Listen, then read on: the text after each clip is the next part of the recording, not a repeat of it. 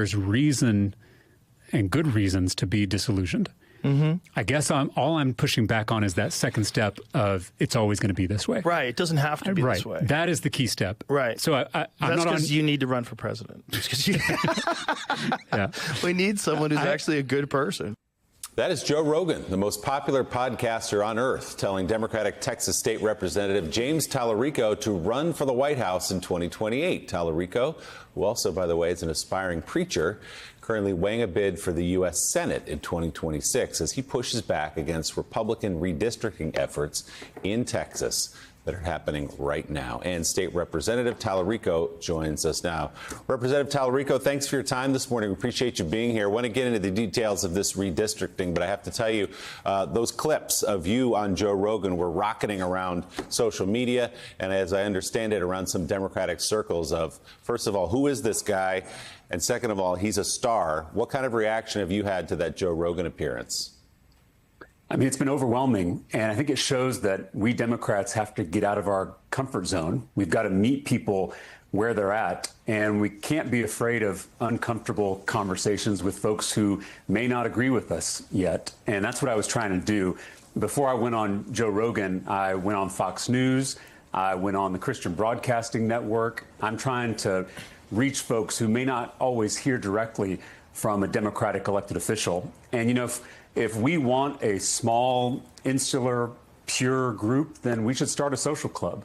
But a political party is supposed to be a big tent, a big coalition, so that we can win political power and make people's lives better. Politicians should be trying to recruit folks into that coalition, because politics is about addition, not subtraction. And one of the things I did not hear you doing in that long appearance with Joe Rogan was demonizing Republicans, demonizing Trump supporters, demonizing your neighbors in the state of Texas. You calmly had a conversation with Joe Rogan about abortion and where you stand on that and why.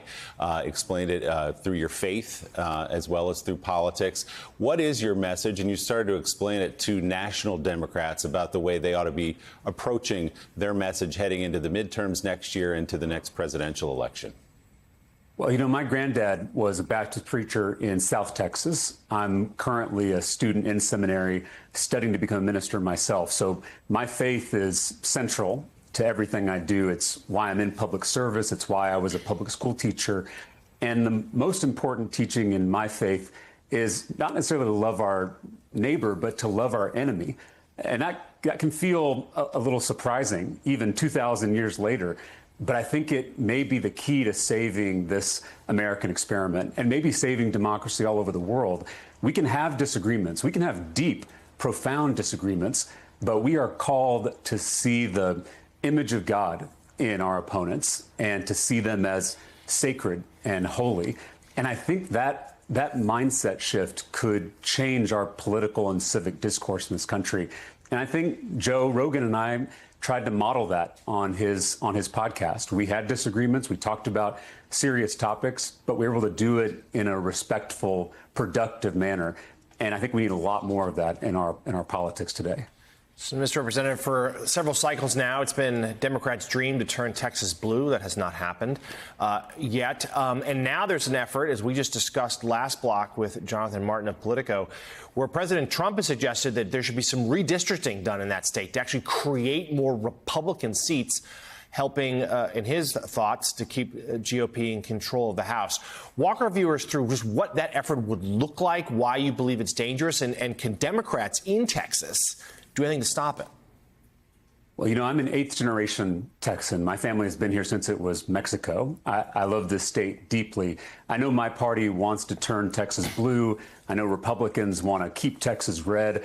But I honestly think the best color for this state is purple, because competitive elections keeps all politicians on their toes. It forces elected officials to serve everybody, not just the most extreme elements of their party in a primary election.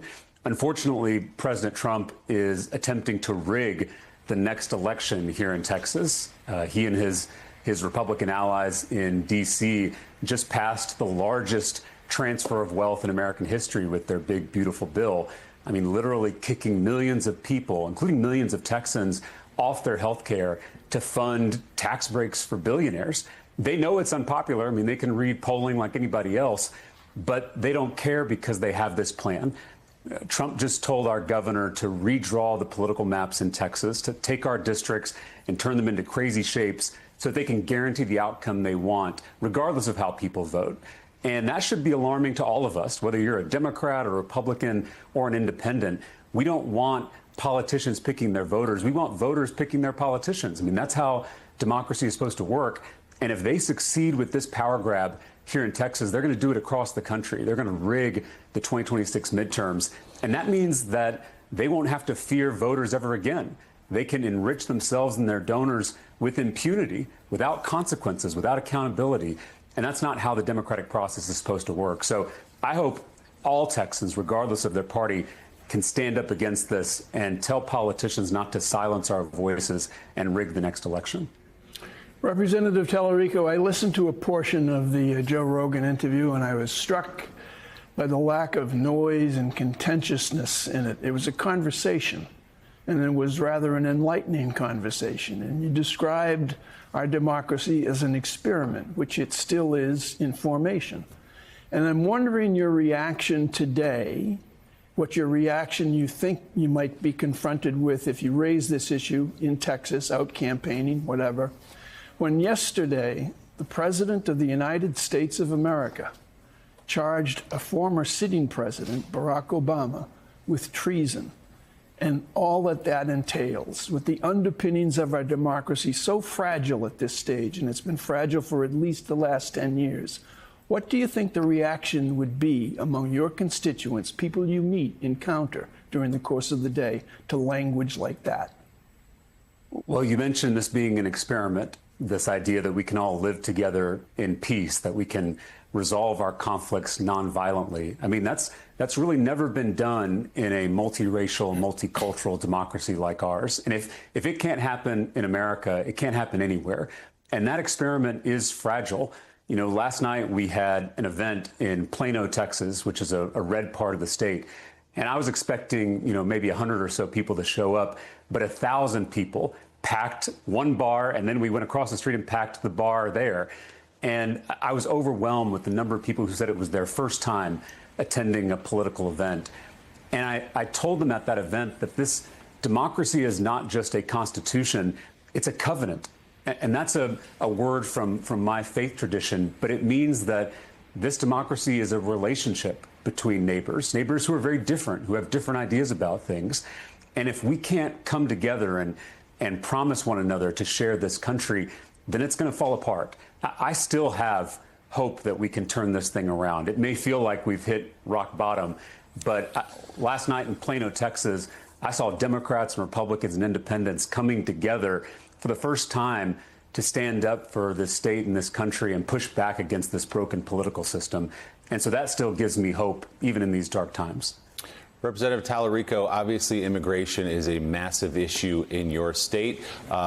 President Trump, in many ways, was swept back into office on that issue, having a tougher border security, and now adding tons of funding to ICE and authorizing these raids that you're probably seeing in your district as well. How do you walk that line as a Democrat? Where do you come down on? I know you've referenced the biblical teachings of welcoming the stranger, but where is the line for you on immigration? Where do you think that should be for Democrats? Well, I think Democrats should be the anti-chaos party. We've got to be the party that makes the systems work for people. And right now we have a deeply broken immigration system that's not working for anyone. It's not working for immigrants who want to come and contribute to this country. It's not working for native-born Americans who want a growing economy and safe communities. So we can do both. We are a nation of immigrants. We're also a nation of laws. So this is not an either-or choice. But as President Trump is showing with his extreme deportation, sending hardworking neighbors off to foreign countries they've never been to, I mean, most Texans, most Americans are going to reject that kind of extremism. What they want are elected officials to come together, actually solve this problem, fix our immigration system, reform our asylum system, secure our border, and make sure that we are welcoming folks who want to come and contribute and work hard and raise a family. I mean, that's the American dream. And the reason I brought up the biblical commandment to welcome the stranger is because Scripture tells us we welcome the stranger because we were once strangers. I mean, we all have an immigrant story. You wouldn't be having a guy with the last name Tallarico on your show if we weren't a nation of immigrants. We all have that in our own families, in our own histories. And so we've got to remember that as we try to reform this system so that it can work for everybody.